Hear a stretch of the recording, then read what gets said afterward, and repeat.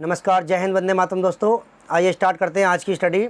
और इस वीडियो में हम बात करने वाले हैं UP board 12th active precaution physics numerical solution, जिसमें हम चैप्टर नंबर 2 गॉस की प्रमेय के न्यूमेरिकल्स कर रहे हैं दोस्तों।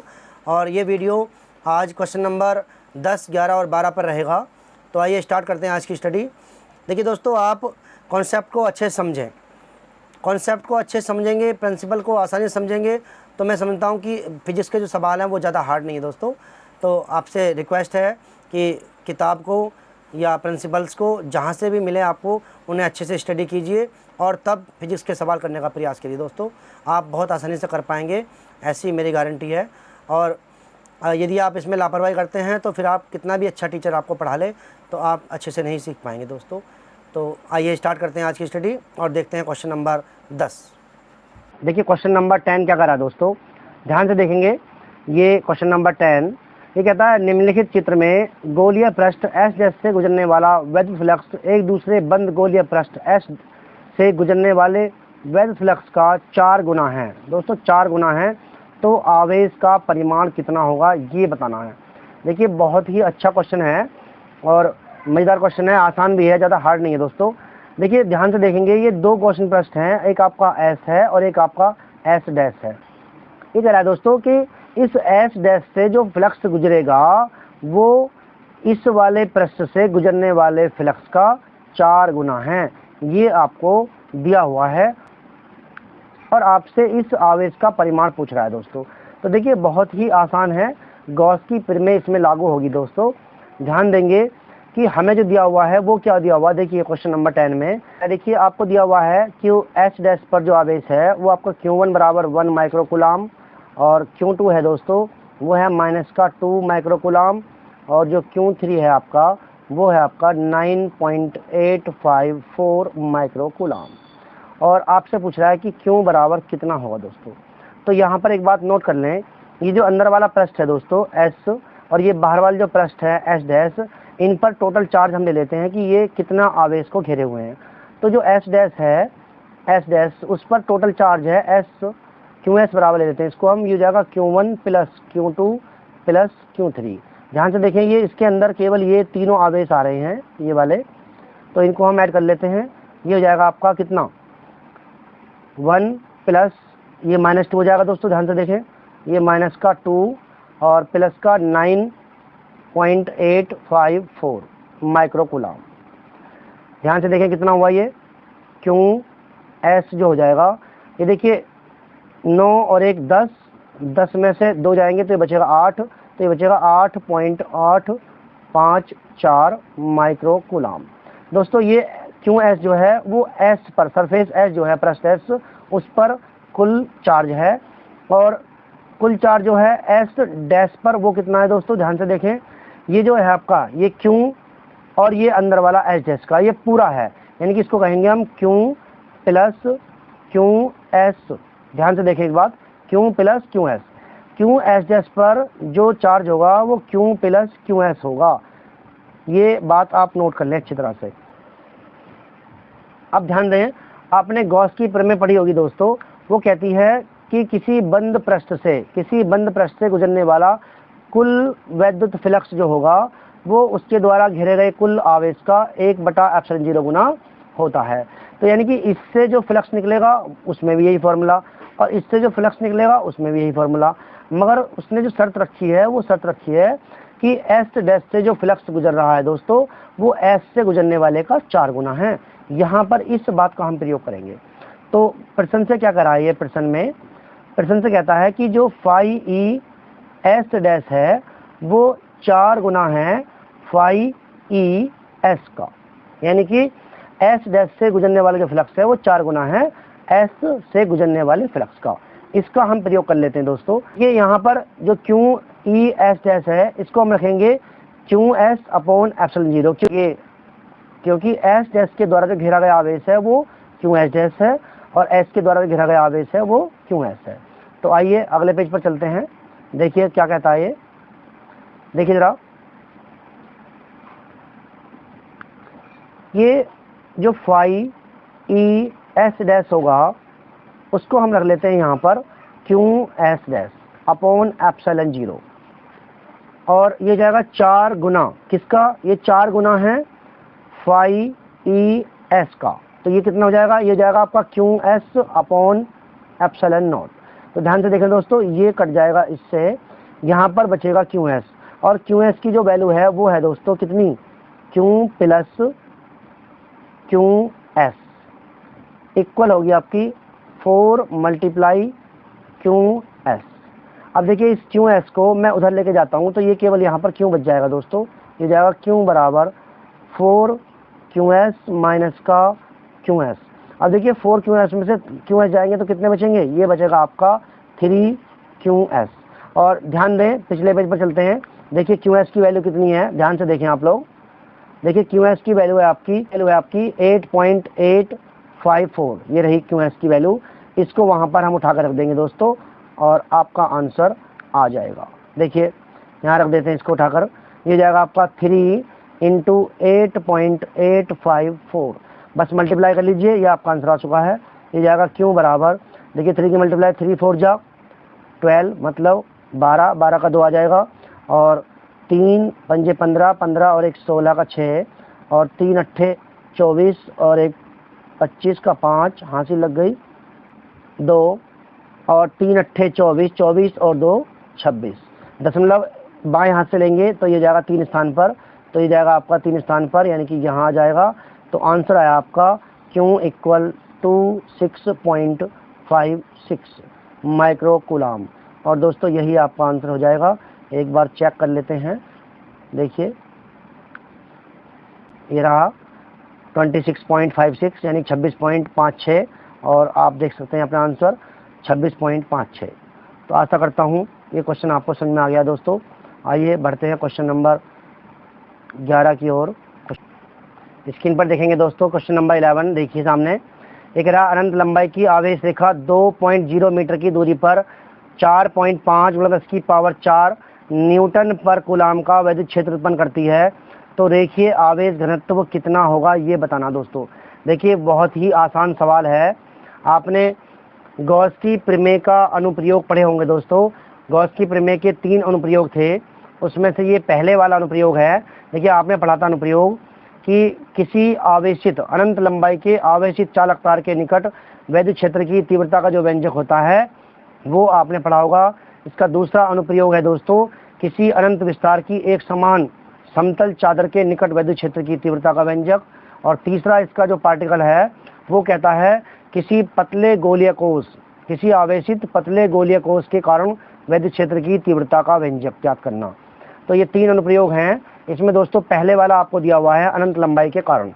तो ध्यान दें आपको दिया हुआ क्या है दोस्तों, ये 2 मीटर की दूरी पर, ये क्वेश्चन नंबर 11 है आपका। ये कह रहा है आर बराबर जो है आपकी वो 2 मीटर की डिस्टेंस है दोस्तों, और न्यूटन पर कूलाम का वैद्युत क्षेत्र यानी कि आपको ई दिया हुआ है 4.5 × 10⁴ न्यूटन पर कूलाम। उसके बाद दिया हुआ दोस्तों कि आपसे कह रहा है कि उसके बाद आपसे कह रहा है रेखीय आवेश घनत्व कितना होगा ये आप बता दीजिए। देखिए बहुत ही आसान सवाल है। तो आपने गॉस की प्रमेय पढ़ी होगी दोस्तों, उसका अनुप्रयोग मैंने आपको बताया अभी।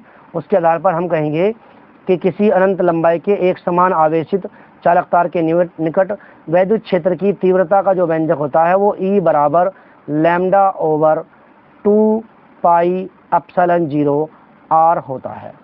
तो ध्यान देंगे दोस्तों, यहाँ पर हमसे पूछा है इसने लैम्डा, तो यहाँ ऐसे मल्टीप्लाई कर लेंगे, लेकिन यहाँ पर ऐसे थोड़ा मल्टीप्लाई करने में ये सवाल थोड़ा उलझ जाएगा दोस्तों। तो मैं इसको सॉल्व कर लेता हूँ बिल्कुल आसान ट्रिक से। देखिए यहाँ पर हम क्या काम करते हैं, इसमें मैं ऊपर और नीचे 2 की मल्टीप्लाई कर देता हूँ, तो ये बन जाएगा 2λ/, नीचे हो जाएगा ये 2 से गुणा करेंगे तो 4πε0 r। अब ध्यान से देखें आप, यहाँ पर मगर यूँ कह दूँ कि 1/4πε0, ध्यान से देखें 1/4πε0, तो इसका जो मान होता है दोस्तों वो होता है, आपने कूलाम के नियम में पढ़ा होगा, 1/4πε0 इक्वल 9 × 10⁹ हो जाएगा। इस वैल्यू को हम यहाँ रख लेते हैं। अब ये सवाल आसानी से सॉल्व हो जाएगा। तो देखिए ध्यान देंगे ई बराबर, ये जो 2 है आपका यहाँ पर, इस 2 को और लैम्डा को मैं ऐसे ही रहने देता हूँ। तो ये जो वैल्यू है आपकी 1/, ध्यान से देखें ये वाला, इसकी वैल्यू हो जाएगी आपकी 9 × 10⁹ अपोन में जो बचेगा वो केवल ये आर बचेगा दोस्तों, ये आर आपका यहाँ आ जाएगा। अब देखिए आपको लैम्डा की वैल्यू चाहिए, लैम्डा की वैल्यू, तो यहाँ से क्रॉस मल्टीप्लाई कर लेते हैं, तो ये आर तो पहुँच जाएगा इधर दोस्तों, और ये हो जाएगा इसके नीचे, यहाँ पर आ जाएगा ये वाला हिस्सा, ये नीचे आ जाएगा दोस्तों। तो ये हो जाएगा आपका लैम्डा बराबर ई गुणा आर अपॉन, ये जाएगा 2 गुणा 9, 2 गुणा 9 10 की पावर 9। अब देखिए बहुत ही आसान तरीके से सॉल्व हो जाएगा। ई की और आर की वैल्यू भरनी है दोस्तों, ज़्यादा गुणा भाग की इसमें ज़्यादा जरूरत नहीं पड़ेगी आपको। चलिए यहाँ जगह कम है तो मैं नेक्स्ट पेज पर ले चलता हूँ आपको। देखिए यहाँ पर लैम्डा की वैल्यू निकालनी है, तो ई की वैल्यू हम भर लेंगे। यहाँ पर ध्यान से देखें, हमें जो नेक्स्ट पेज पर करना है वो ई की वैल्यू भरनी है, आर की वैल्यू भरनी है, और यहाँ हो जाएगा 9 दूनी 18 10 की पावर 9। चलिए देखते हैं अगले पेज पर। देखिए ये हो जाएगा आपका लैम्डा इक्वल, ई की वैल्यू थी आपकी, ई की वैल्यू थी 4.5 10 की पावर 4 यहाँ हो जाएगी गुणा 2 मीटर, और नीचे जो था आपका दोस्तों 9 दूनी 18 गुणा 10 की पावर 9। बस देखिए आसान हो गया, सॉल्व कर सकते हैं इसको आप। 2 से काटेंगे, 2 एकम 2, और 2 से काट देंगे 9 बार। तो अब देखिए इस 9 से मैं इसको काटता हूँ तो ये कटेगा 9 पंजे 45, और पॉइंट बीच में आ रहा है तो 0.5 आ जाएगा। तो ये जाएगा 0.5 गुणा 10 की पावर। देखिए ये पावर ऊपर जाएंगी तो ये पावर माइनस की हो जाएंगी, ऊपर 4 पहले से ऑलरेडी हैं तो घट जाएंगी दोनों, ये बचेंगी -5। अब गौर से देखिए दोस्तों, इस आंसर को मैं यहाँ नहीं छोड़ सकता। मैंने आपको बताया था यहाँ पर जो स्टैंडर्ड वैल्यू में हमें आंसर देना होता है, तो इस दशमलव को हम एक पॉइंट पर अर्थात इधर सरकाएंगे। तो कैसे होगा देखिए, मैं इसमें 10 की मल्टीप्लाई कर लेता हूँ और 10 की मैं इसमें डिवाइड कर लेता हूँ। तो इस वाली 10 से मैं इसमें जब मल्टीप्लाई करूँगा तो ये हो जाएगा आपका 5, और ये जो पावर है ये ऊपर चली जाएगी, यानी कि 5 में जुड़ जाएगी, तो पावर बन जाएगी 10 की पावर -6।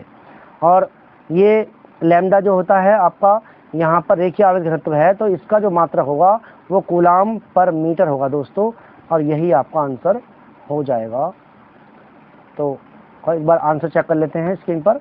देखिए ये रहा आपका आंसर, 5 माइक्रो कूलाम पर मीटर कह रहा है यहाँ पर, ध्यान से देखेंगे 5 माइक्रो कूलाम पर मीटर।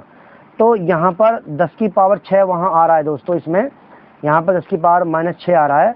तो आप चाहें तो इसको आप कूलाम पर मीटर लिख सकते हैं, या इसको पावर को हटा देंगे तो 5 माइक्रो कूलाम पर मीटर हो जाएगा। आप यहाँ छोड़ दें आंसर यहाँ पर, या यहाँ छोड़ दें, कोई दिक्कत वाली बात नहीं है दोस्तों। आइए दोस्तों चलते हैं क्वेश्चन नंबर 12 की ओर। देखिए स्क्रीन पर देखेंगे क्वेश्चन नंबर 12, ये आपके सामने क्वेश्चन नंबर 12। तो कहता है अनंत लंबाई की आवेश रेखा पर आवेश का रेखीय घनत्व जो है वो 4 माइक्रो कूलाम पर मीटर, और इस रेखा से 4 मीटर की दूरी पर वैद्युत क्षेत्र की तीव्रता आपको ज्ञात करनी है दोस्तों। बहुत ही आसान सवाल है, अभी करके आए हम लोग। देखिए दिया क्या है, ध्यान से देखेंगे, ये क्वेश्चन नंबर 12 दोस्तों, इसमें दिया हुआ है आपको रेखीय आवेश घनत्व लैम्डा बराबर है 4 माइक्रो कूलाम।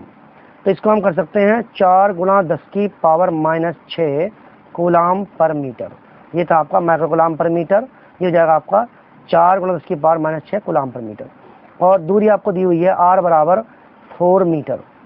तो आपसे पूछा है वैद्युत क्षेत्र की तीव्रता क्या होगी, ये आप बता दीजिए। ध्यान से देखें दोस्तों, ये कह रहा है कि एक आवेश रेखा अनंत लंबाई की, अर्थात गॉस की प्रमेय का पहला ये अनुप्रयोग है। मैंने अभी बताया था आपको कि गॉस की प्रमेय का अनुप्रयोग जो पहला है वो क्या कहता है, वो कहता है किसी अनंत लंबाई के एक समान आवेशित तार के निकट वैद्युत क्षेत्र की तीव्रता E बराबर lambda over 2 pi epsilon 0 r होती है। तो इसका हम प्रयोग करेंगे दोस्तों। तो ध्यान से देखें, मैं इसमें 2 की ऊपर गुणा कर लेता हूँ और 2 की नीचे, तो ये बन जाएगा 2 गुणा लैम्डा अपॉन, ये जाएगा 4 pi epsilon not into r। अब देखिए वैल्यू भर लेते हैं, बहुत ही आसान है। ये जो है आपका 1 इंटू, देखिए 1 अपॉन 4 पाई एप्सिलॉन 0, इसकी वैल्यू हो जाएगी आपकी 9 गुणा 10 की पावर 9, और ये जो आपका 2 है ये यहाँ जाएगा 2। लैम्डा की वैल्यू आपकी दी हुई है 4 इंटू 10 की पावर -6 अपॉन में ये बचेगा केवल r, इसकी वैल्यू आपकी 4 मीटर, तो यहाँ देंगे 4। अब देखिए सॉल्व कर लेते हैं इसको। देखिए ये 4 से ये वाला 4 कट जाएगा दोस्तों।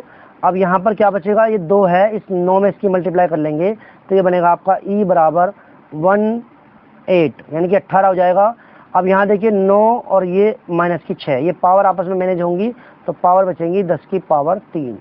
अब ध्यान दें दोस्तों, मैंने आपको बताया था कि हमें स्टैंडर्ड वैल्यू में आंसर देना होता है, तो यहाँ पर हमें पॉइंट चाहिए होगा, तो एक पॉइंट हमें चाहिएगा, तो मैं 10 की यहाँ पर मल्टीप्लाई कर लेता हूँ और 10 की यहाँ पर डिवाइड। इस डिवाइड वाली पावर का यूज़ करके मैं यहाँ पर कर देता हूँ 1.8, यानी कि ई बराबर हो जाएगा 1.8, और ये जो पावर है इसमें ऐड हो जाएगी, तो ये बचेगा 10 की पावर 4 न्यूटन पर कूलाम। यही आपका आंसर हो जाएगा दोस्तों, चेक कर सकते हैं स्क्रीन पर, ये रहा आंसर। तो आशा करता हूँ ये क्वेश्चन भी आपको समझ में आ गया होगा दोस्तों। अगर ये क्वेश्चंस आपको अच्छे से समझ में आ रहे हैं तो कृपया लाइक करना ना भूलें दोस्तों, और चैनल को सब्सक्राइब कर लें, जिससे आपको आने वाली नई वीडियोज़ की नोटिफिकेशन आपको तुरंत मिल जाए और आप अपनी जो समस्या है उसको सॉल्व कर सकें। तो वीडियो को शेयर कर दें दोस्तों। बहुत बहुत धन्यवाद।